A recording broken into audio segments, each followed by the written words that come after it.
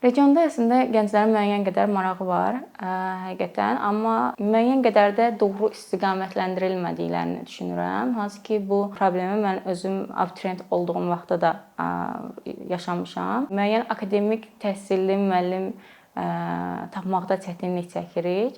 Bu da əslində incəsənət evlərinin olmaması ilə əlaqəlidir. Məsələn, mən öz vaxtımda hazırlaşdığımda bilirik ki, antik başlardan qabiliyyət imtahanı veririk, amma mən hər hansı bir antik baş çəkmədən birbaşa imtahanda onun imtahanını vermişdim, çəkmişdim.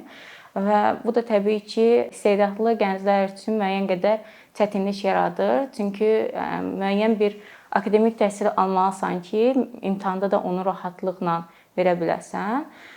Buna görə gənclərin marağı çox olsa belə, onların düzgün istiqamətləndirilməməsi, istədikləri ixtisasa qəbul ola bilməmə və yaxud rayon insanları tərəfindən bunun biraz daha boş bir iş kimi yanaşılması onların marağını erkən yaşda sönməsi ilə kifayətlənir, bitir. Amma buna baxmayaraq yenə də öz istəklərinin arxasınca gedən gənclər var və onlar yenidən təhsil alıb, amma təhsil aldıqdan sonra çoxu artıq Bakıda fəaliyyətinə davam etdirir. Çox az qismi isə rayona qayıdır.